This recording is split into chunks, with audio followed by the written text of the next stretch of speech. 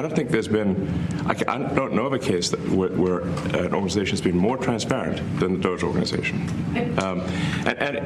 So, you know, and the kind of things we're doing are, I think, very, very simple and basic. They're not, you know, what I mentioned, for example, about Treasury, just making sure that payments that go out, taxpayer money that goes out, is categorized correctly, that the payment is explained, that organizations on the do not pay list, which takes a lot to get there, that actually are not paid, which currently they are paid. These are not individual judgment decisions. These are about simply having sensible checks and balances in the system itself to ensure that taxpayer money is spent well. So it's got nothing to do with, like, say, a contract asserting trust. So not somebody saying they're trustworthy, but transparency, so you can see everything that's going on. And then you can see, am I doing something that benefits one of my companies or not? It's totally obvious. And if we thought that, we would not let him do that segment or look in that area if we thought there was a lack of transparency or a conflict of interest. And we watch that also. He's a big businessman. He's a successful guy. That's why we want him doing this. We don't want an unsuccessful guy doing this. Donald Trump and Elon Musk have been uncovering serious waste in financial departments. Here is a quick word from our video sponsors, Small Debts, before we proceed. Struggling to get your security deposit back or dealing with unfair charges?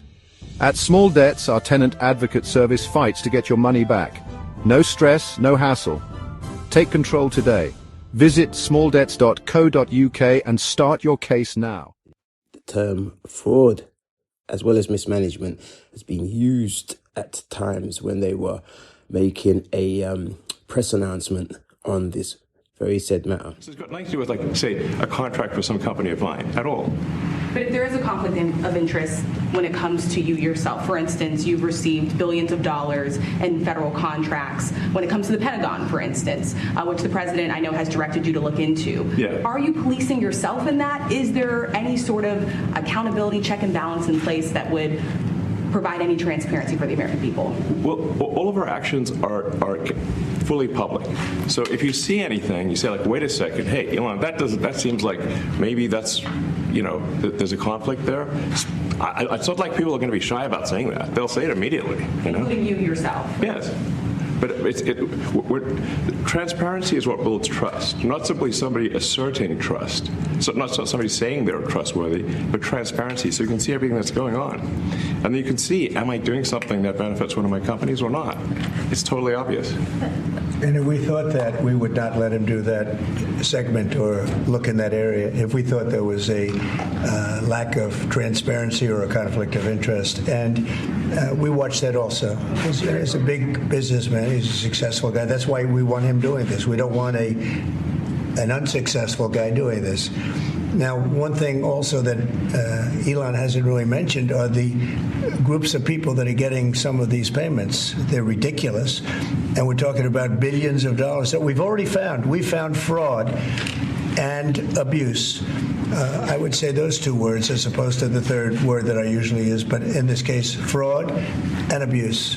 It's abusive because most of these things are virtually made up, or certainly money shouldn't be sent to them. And you know what I'm talking about. It's crazy.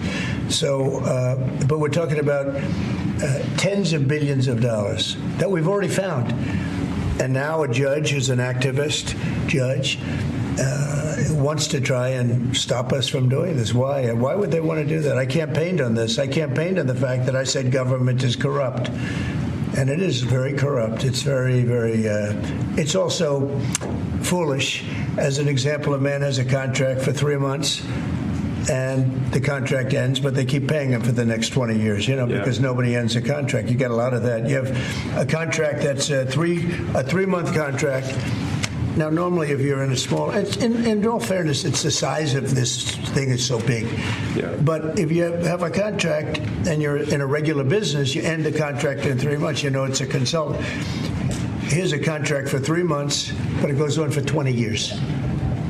And the guy doesn't say that he got money for 20 years, you know. They don't say it. They just keep getting checks month after month. And you have various things like that. And even much worse than that, actually, much worse.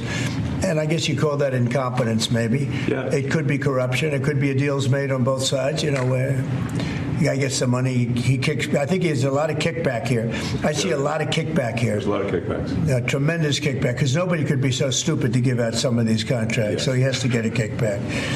So that's what I got elected for. That and borders and military and a lot of things. But this is a big part of it.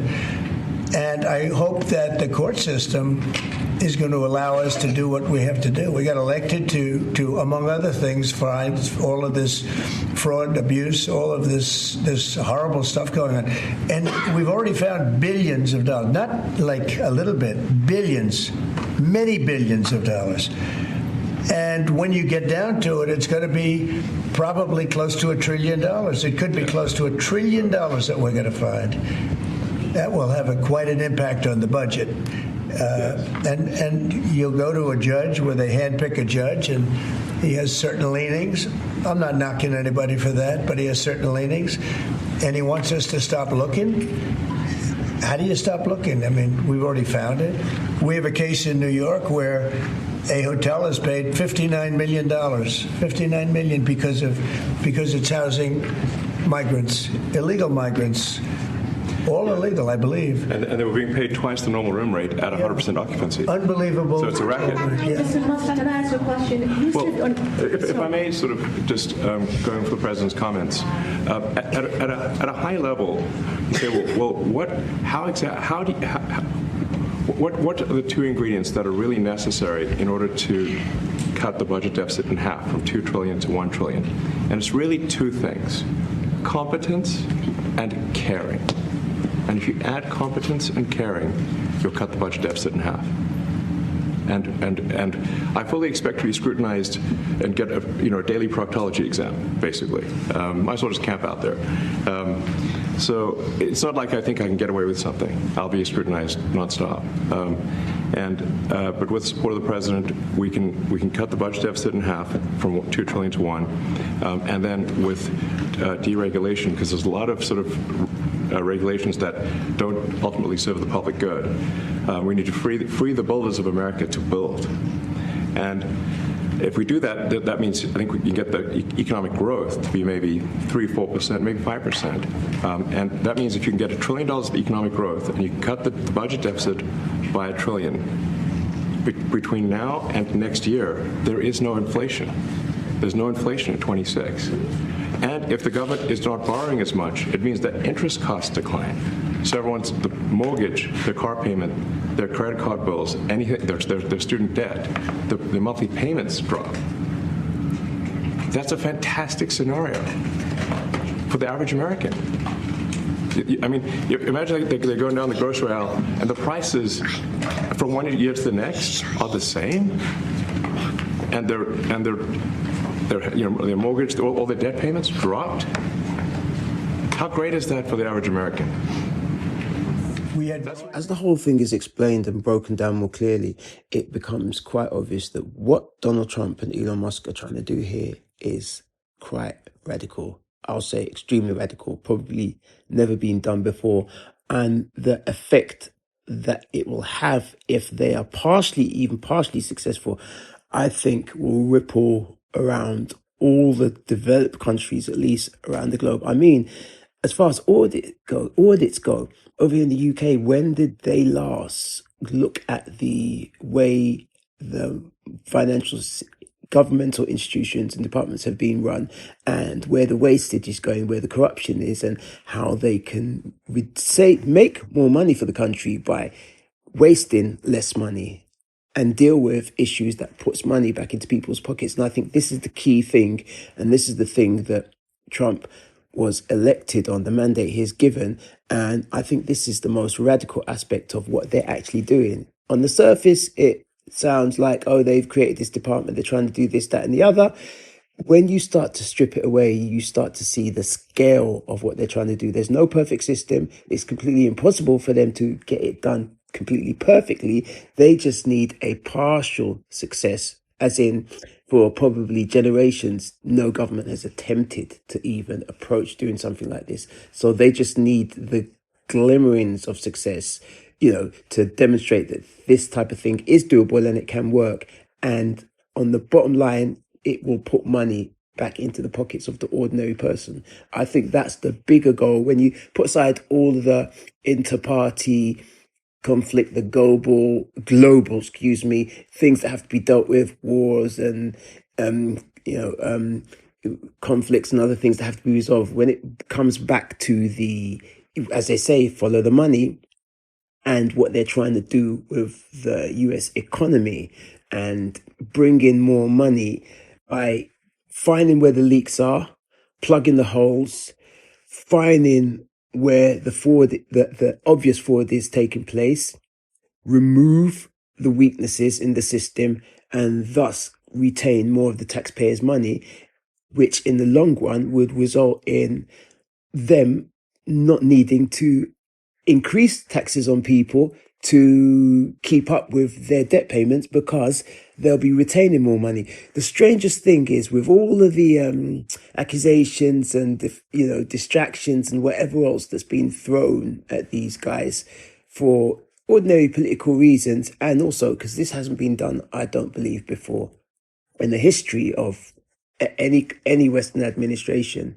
It might sound like I'm hyping it up too much, but hearing what I've just heard, and when it's been simplified, if the trickle down effect means more money will remain in the everyday person's pocket within a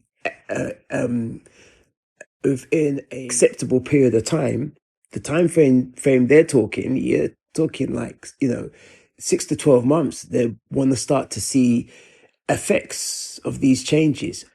I don't see how anybody can argue with this, and how can you argue against wanting to find out where the taxpayers' money is being wasted, especially in the obvious ways that even a layperson can understand, and reduce the wastage? It's a strange one for whether it's the opposition party or members of the same party. Anybody who's got built-in interests that are threatened, it's going to be a hard one to argue against. And I think it's only gradually starting to come clear what these guys are actually trying to do, and it's a grand task.